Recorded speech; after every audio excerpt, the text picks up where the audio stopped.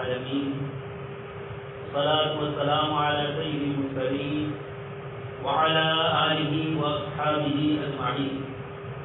قال الله تبارك وتعالى في كلامه المجيد والفرقان الحميد: أعوذ بالله من الشيطان الرجيم. بسم الله الرحمن الرحيم. طاسين تلك آيات الكتاب المبين نتلو عليك من نبأ موسى وفرعون لقوم يؤمنون. وقال تعالى: وكلا نقص عليك من أنباء الرسل ما نثبت به فؤادك وجاءك في هذه الحق وموعظة وذكرى للمؤمنين. وقال النبي صلى الله عليه وسلم: الكيس من دان نفسه وعمل لما بعد الموت. صدق الله العظيم وصدق رسوله النبي الكريم ونحن على ذلك لمن الشاهدين والشاكرين والحمد لله رب العالمين. محترم و مکرم حضرات علماء کرام اور ایمان والے بھائی، کلام پاک کی جن آیات یا حضرات کے سامنے تلاوت کی، یہ ہمارے آج کے حالات اور جن پریشانیوں اور مشکلوں سے امت مسلمہ گزر رہی ہے، اللہ تبارک و تعالیٰ انبیاء کرام علیہ السلام کے واقعات کے ذریعے ہمیں اس سلسلے میں حالات کیسے آ سکتے ہیں اور آنے کے بعد ان حالات سے نمٹنے کے لیے کون سی چیزیں اپنانی چاہیے. جو ذات حالات پیدا کرنے والی ہے، جس کی طرف سے روئے زمین کے اوپر رات اور دن یقلب اللیل والنہار، رات اور دن کو جو ہیر پھیر کرنے والے، کل یوم ہوا فی شان، ایسی ذات جس کی ہر روز ایک شان ہے. کسی کو غالب کرتے ہیں، کسی کو مغلوب کرتے ہیں، کسی کو بیماری دیتے ہیں، کسی کو تندرستی دیتے ہیں، کسی پر کچھ حالات، کسی پر کچھ اور حالات. ہر طریقے سے کائنات کا پورا کنٹرول جس کے ہاتھ میں، جس نے فرمایا ملکوت السماوات والارض، آسمان و زمین کا جو مالک ہے، اور جس نے فرمایا والسماء مطویات بیمینہ، آسمان اس کے ہاتھ میں ہے اور زمین اس کے قبضے میں ہے. جس خداوند قدوس نے اپنی ایسی قدرت اور طاقت بتلائی، وہ قرآن کریم کی ان آیات میں جس کی میں نے آپ کے سامنے تلاوت کی، ہم پر آنے والے حالات کے سلسلے میں ہماری رہنمائی فرمائے. واقعات کے ذریعے اللہ تبارک و تعالیٰ ہمیں بتلاتے ہیں کہ امت مسلمہ پر جو واقعات اور جو حالات آتے ہیں، یہ اللہ تبارک و تعالیٰ کی طرف سے ایک تسلسل ہے. لگاتار اللہ تبارک و تعالیٰ کی طرف سے سیدنا آدم علیہ السلام سے لے کر قیامت تک اللہ پاک کی طرف سے حالات آئیں گے. مختلف قسم کے حالات نبیوں پر آئے اور نبیوں کے ماننے والوں پر بھی یہ حالات آنے والے. لیکن ان حالات میں اللہ پاک نے صرف واقعات کو ذکر کر کے ہمیں حالات ہی نہیں بتلائے، ان تمام واقعات میں اللہ تبارک و تعالیٰ نے ہمیں اس کے حل کرنے کی اور ان صفات کی بنیاد پر اللہ تبارک و تعالیٰ ان حالات کو ختم فرماتے ہیں. قرآن کریم کی مختلف صورتوں میں، مختلف آیتوں میں اللہ تبارک و تعالیٰ نے ان کو بھی ذکر کیا. آپ کے سامنے میں نے آیت پڑھی: وَكُلًّا نَقُصُّ عَلَيْكَ مِنْ أَنبَاءِ الرُّسُلِ. اللہ تبارک و تعالیٰ جناب نبی اکرم صلی اللہ علیہ وسلم کو فرماتے ہیں کہ یہ انبیاء کرام علیہ السلام جن کے واقعات ہم آپ کے سامنے ذکر کرتے ہیں، مِنْهُمْ مَنْ قَصَصْنَا عَلَيْكَ وَمِنْهُمْ مَنْ لَمْ نَقْصُصْ عَلَيْكَ. کچھ انبیاء کرام علیہ السلام کے واقعات اللہ پاک نے ذکر فرمائے اور اس کے واقعات کو ذکر نہیں فرمائے. 25 انبیاء کرام علیہ السلام کا نام لے کر ان کے واقعات کو، ان پر آنے والے مختلف قسم کے حالات ذکر فرمایا. ہر نبی کا قصہ دوسرے نبی سے کچھ الگ شان رکھتا ہے. ہر نبی کے حالات دوسرے نبی کے حالات سے کچھ الگ حیثیت رکھتے ہیں. قیامت تک آنے والی اس امت کے لیے اللہ تبارک و تعالیٰ نے ان مختلف واقعات کے ذریعے ہمیں بتلایا اور خود قرآن کریم کی آیت فرما دی ہے وَكُلًّا نَقُصُّ عَلَيْكَ مِنْ أَنْبَاءِ الرُّسُلِ مَا نُثَبِّتُ بِهِ فُؤَادَكَ.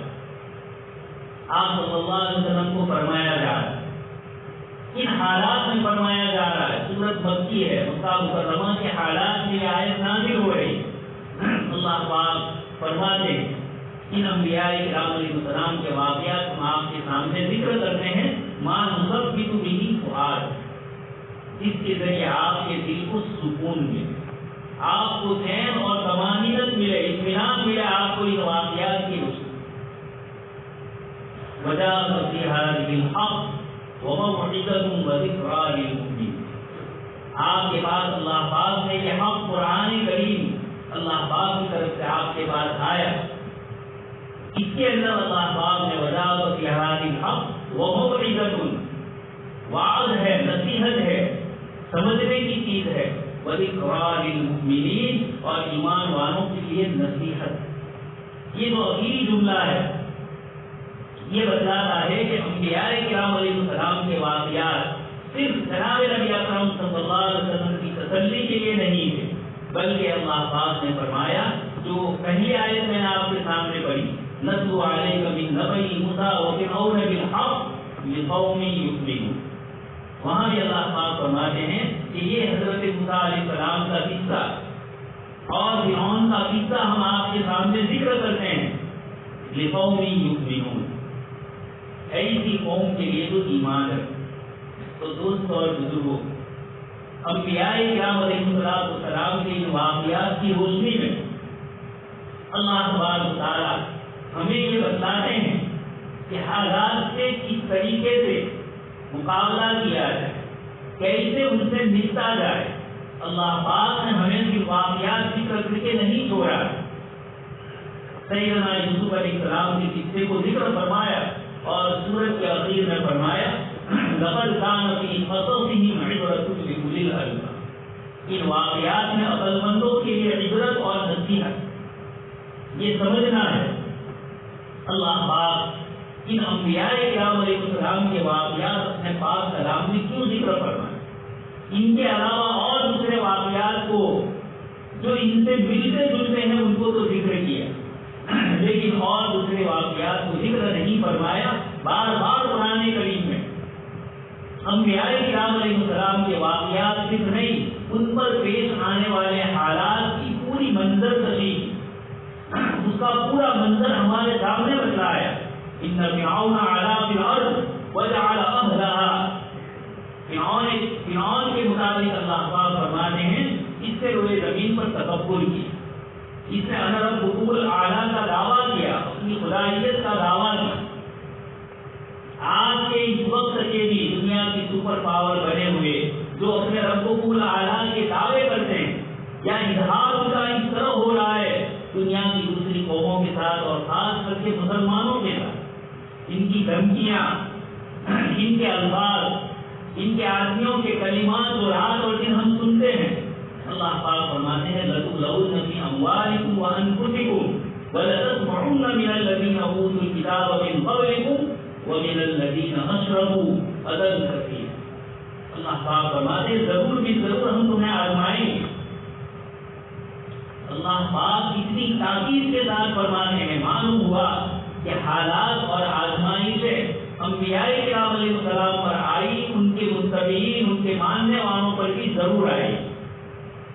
ایک اور آیت میں اللہ پاک نے فرمایا کہ ہم تمہارے مال میں سے، تمہاری جان میں سے کچھ کمی کریں گے، بس ثمرات، پھلوں میں سے کچھ کمی، کھیتیوں میں کچھ کمی آئے گی. ہمارے کاشتکار حضرات بارش نہیں ہو رہی تھی تب بھی پریشان، اور جب بارش ہو چکی اور زیادہ ہوئی اور کھیتیوں کو نقصان ہوا تو اس وقت کمی ہو رہی. اللہ پاک نے قرآن کریم کی آیات کے ذریعے بتا دیا کہ ضرور بھی ضرور تمہاری ہم ہر قسم کی آزمائش. اور دوستوں اور بزرگوں، ایک ہمارے یہاں عام مطلب پستی جس چیز کو سمجھتے ہیں کہ مسلمانوں کو ہر جگہ غریب کیا جا رہا ہے، ہر جگہ یہ کیا جا رہا ہے، یہ تو رونے روڑے جا رہے ہیں۔ اللہ پاک نے اعلان فرمایا ہماری طرف سے حالات آئیں گے، عزت اور ذلت کے نقشے ہم نے جو سمجھے ہیں وہ قرآن کریم میں نہیں بتائے۔ قرآن نے عزت کے نقشے حضرت ابراہیم علیہ السلام کا عزت کا نقشہ بتایا، سارے لوگ ان کے مخالف ہو گئے، آپ کو آگ میں ڈالا جا رہا ہے۔ اللہ تبارک تعالیٰ نے آگ کو آپ کے لیے باغ بنایا۔ سیرت کی کتابوں میں اور انبیاء کرام علیہ السلام کی واقعات کی کتابوں میں یہ آتا ہے کہ سیدنا ابراہیم علیہ السلام یہ فرماتے ہیں کہ میری زندگی میں ظاہری اعتبار سے سب سے زیادہ بغیر تکلیف کے اور راحت کے اگر کوئی دن آئے ہیں تو وہ 3 دن تھے جس کے اندر مجھے آگ میں ڈالا، یا نار کونی بردم و سلامت۔ اللہ پاک نے حضرت ابراہیم علیہ السلام کے لیے فرمایا۔ حضرت ابراہیم علیہ السلام فرماتے ہیں پوری زندگی کشمکش میں گزری، وَإِبْرَاهِيمَ الَّذِي وَفَّى۔ اللہ پاک فرماتے ہیں وَإِذْ ابْتَلَىٰ إِبْرَاهِيمَ رَبُّهُ بِكَلِمَاتٍ فَأَتَمَّهُنَّ۔ اللہ پاک نے آزمایا۔ اللہ پاک خود فرماتے ہیں کہ اللہ پاک نے سیدنا ابراہیم علیہ السلام کو آزمایا، اور دوسری آیت میں فرمایا وَإِبْرَاهِيمَ الَّذِي وَفَّى۔ ابراہیم علیہ السلام کا امتحان لیا اور فَأَتَمَّهُنَّ، وہ اس امتحان میں کامیاب ہو۔ سیدنا ابراہیم علیہ السلام نے یہ بتلایا کہ دنیا یہ سمجھتی ہے کہ اپنی اولاد کو اور اپنے آپ کو ایسے علاقوں میں آباد کیا جائے جہاں روزی روزگار میسر ہو۔ ہماری کمیونٹی ہے، ہر گھر سے لوگ باہر کمانے کے لیے، روزگار کے لیے دنیا بھر کے ملکوں کے اندر ہم گئے، ہمارا نام بھی ہو رہا ہے تجارت سے، اس لفظ کا تجارت سے لفظ نکلا، تو کاروبار میں، تجارت میں ہم یہ سمجھتے ہیں کہ پرانے ملک میں کمانے کا ذریعہ اچھا ہے، پرانی ملک کی کرنسی اچھی ہے، وہاں ہم روزگار کے لیے جائیں گے تو اتنا کمائیں۔ یہ ساری چیزیں ہمارے ذہنوں میں چلتی ہیں اور پوری دنیا کے انسانوں کے ذہنوں میں چلتی ہے، لیکن اللہ پاک نے سیدنا ابراہیم علیہ السلام کے ذریعے بتایا، اللہ پاک کی طرف سے حکم ہو رہا ہے کہ ابراہیم آپ اپنے دودھ پیتے بچے کو اور آپ کی اہلیہ محترمہ کو، حضرت حاجرہ رضی اللہ تعالیٰ عنہ، آپ ملک شام کے سیریا کا وہ علاقہ جو سرسبز و شاداب ہے، آج بھی سیریا کی اسرائیل نے وہ قبضہ کیا ہے، یہ ساری زمینیں اللہ پاک نے فرمایا سبحان الذی اسری بعبدہ لیلا من المسجد الحرام الی المسجد الاقصی الذی بارکنا حولہ۔ اللہ پاک نے جہاں برکتیں نازل فرمائی، زمین کے اندر سے بھی شاندار سبزیاں اگتی ہے، پھل فروٹ اگتے ہیں، یہ اللہ تبارک تعالیٰ نے ایسی زمین میں سیدنا ابراہیم علیہ السلام کو رکھا، وہاں سے حکم ہو رہا ہے دیوار غیر ذی زرع عند بیتک المحرم، آپ اپنی بیوی اور بچے کو وہاں سے لے جائیں، اور کہاں لے جانا ہے؟ ایسی جگہ جہاں دور دور تک پانی کا نام و نشان ہے، قبضہ تو بہت دور رہا، پانی تک جہاں دور دور تک نہیں مل رہا۔ دوستوں اور بزرگوں، اس سے تو ہم رات کے لیے سنتے ہیں، لیکن جس کے ذریعے ہم یہ عبرت لیں، ابراہیم علیہ السلام کا یقین تھا کہ روزی دینے والی ذات اللہ پاک کی، اللہ پاک نے جب وہاں بھیجا ہے اور آپ نے اپنی اہلیہ اور بچے کو چھوڑ کر جب آپ جا رہے ہیں، آپ کی اہلیہ نے پوچھا کہ ابراہیم آپ ہمیں کہاں چھوڑ کر جا رہے ہیں؟ ابراہیم علیہ السلام کچھ نہیں بولے۔ حضرت حاجرہ سمجھ گئی کہ یہ ان کی طرف سے نہیں ہے، یہ اللہ پاک کا، تو حضرت حاجرہ نے یہ جملہ فرمایا ادھر لا یضیع، جب اللہ پاک کا حکم ہے تو وہ چاہے ریگستانی علاقہ ہے، دور دور تک پہاڑ اور ریت ہی ریت نظر آ رہی، جہاں کوئی سبزہ اور پانی کا ذکر نہیں۔ قرآن نے جس کو فرمایا دیواری غیر ذی زرع، غیر ذی مائی نہیں فرمایا کہ پانی نہیں ہے، بلکہ دیواری غیر ذی زرع، جہاں کھیتی باڑی اور سبزہ نام کی کوئی چیز نہیں، انسان کے کھانے پینے کے لیے کھیتی اور پھل فروٹ کے لیے چیزیں چاہیے، تو حضور تک یہاں رہے۔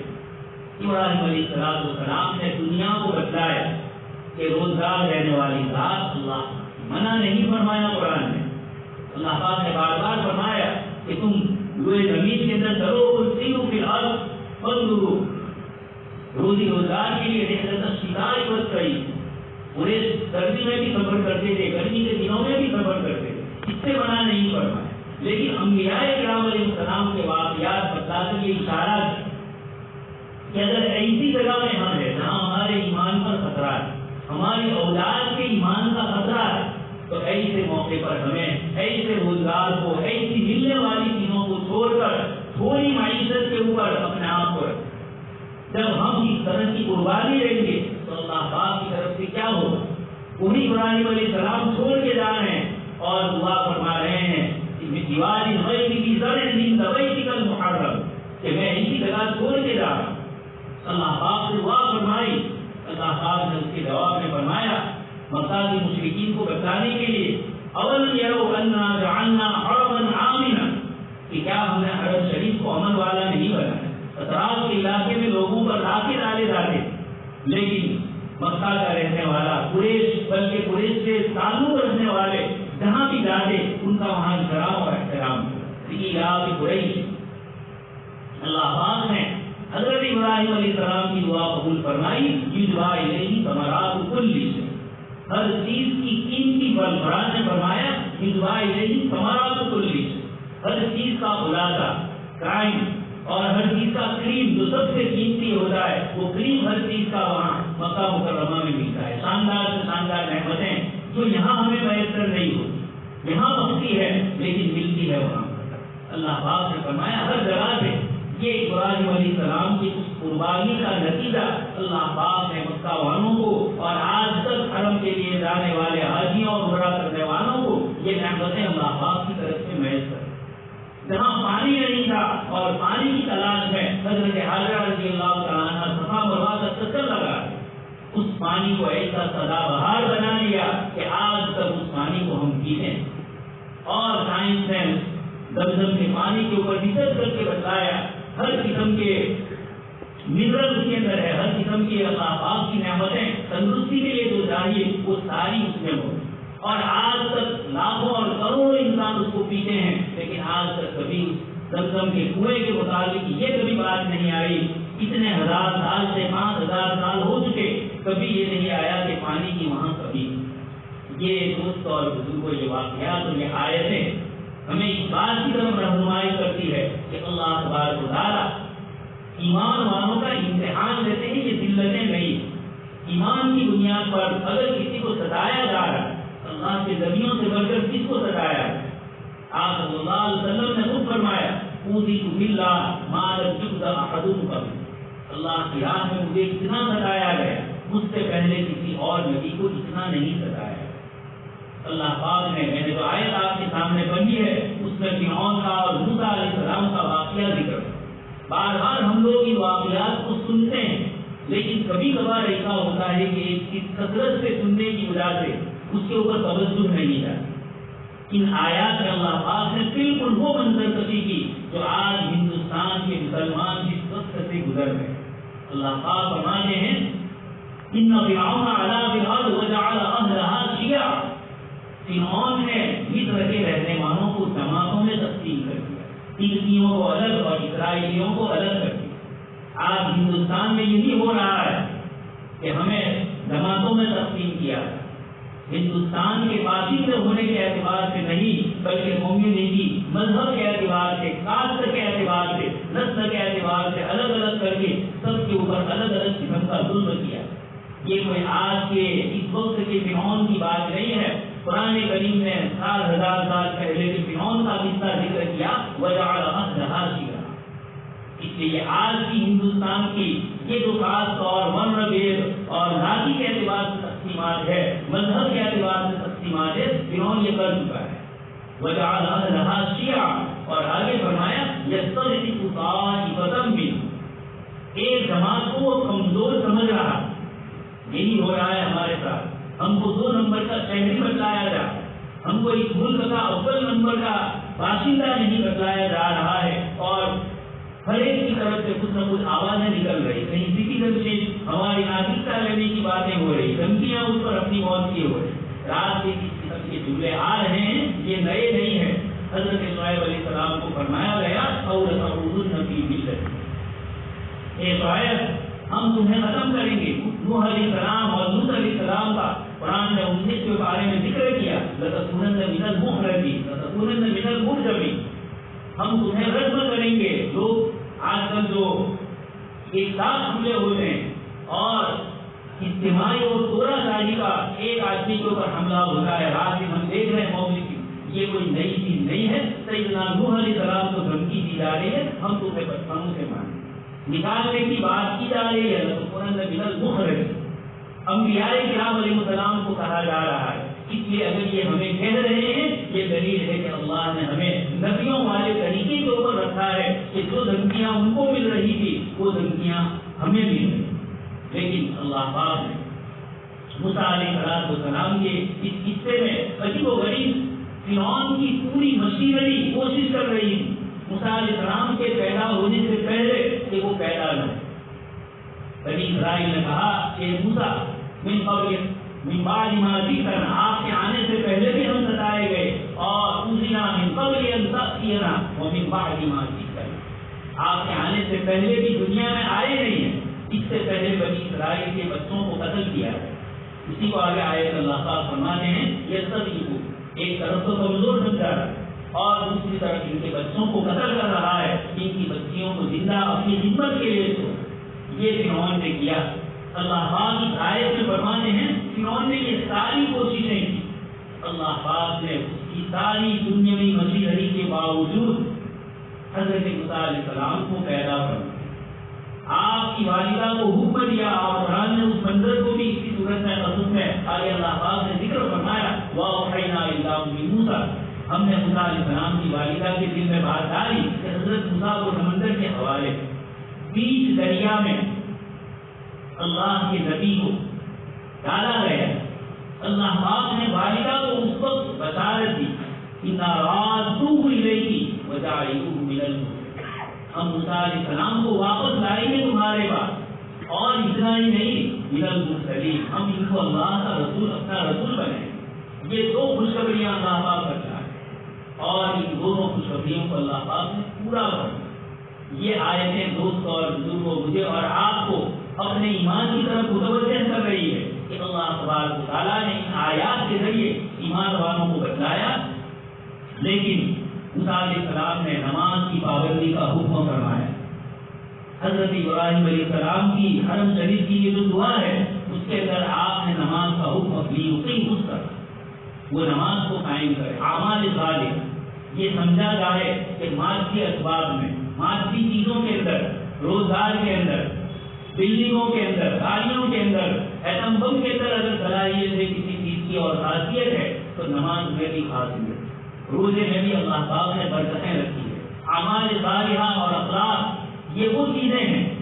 حضرت یوسف علیہ السلام کہاں سے کہاں اللہ پاک نے پہنچایا. حضرت یوسف علیہ السلام نے ایک ہی جملہ فرمایا قال انا یوسف وهذا اخی قد من اللہ علینا انه من یتقی ویصبر، جو تقوی اور صبر اختیار کرتا ہے فإن اللہ لا یضيع اجر المحسنین، اللہ پاک نیک لوگوں کے اجر کو ضائع نہیں فرماتے. اس لیے دوستوں اور بزرگوں یہ قرآن کریم کی آیتیں ایسی لگ رہی ہے کہ ہمارے لیے نازل ہوئی. سارے حالات آگے بھی جو آیت اللہ پاک نے فرمائے ہم کو کمزور سمجھا جا رہا ہے. ایمان والوں کے ساتھ یہ حالات اور یہ واقعات تسلسل سے پیش آئے، نبیوں کو دھمکایا گیا، ڈرایا گیا، لیکن اللہ پاک نے نبی بے سر و سامانی کے عالم میں دنیا میں دعوت دے رہے تھے، ان کے دشمنوں کو اللہ نے ناکام کیا. فَخَسَفْنَا بِهِ وَبِدَارِهِ الْأَرْضَ، کہیں نقل قانون کے متعلق کہا گیا تو دوسری ایک آیت میں فرمایا فَكُلًّا أَخَذْنَا بِذَنبِهِ وَمِنْهُم مَّنْ أَخَذْنَا عَلَيْهِ حَاصِبًا وَمَنْ خَسَفْنَا وَمِنْهُم مَّنْ أَغْرَقْنَا. اللہ پاک نے یہ چیلنج کر کے بتایا کہ کامیابی ایمان والوں کی ہے. اللہ تبارک تعالیٰ سے دعا ہے صحیح سنی باتوں پر مجھے اور آپ کو عمل کرنے کی توفیق نصیب فرمائے، اور باہر سے جو دھمکیاں اور WhatsApp کے اوپر جو اس قسم کی چیزیں ہم سنتے ہیں اس کے مقابلے میں ہمارے ایمان کو انبیاء کرام علیہ السلام کی تعلیمات کی روشنی میں اللہ پاک پختہ فرمائے. فیصلے وہاں سے ہوتے ہیں، انسانوں سے فیصلے نہیں ہوتے ہیں. اللہ تبارک تعالیٰ صحیح سنی باتوں پر ہم سب کو عمل کرنے کی توفیق نصیب فرمائے. آمین وآخر دعوانا.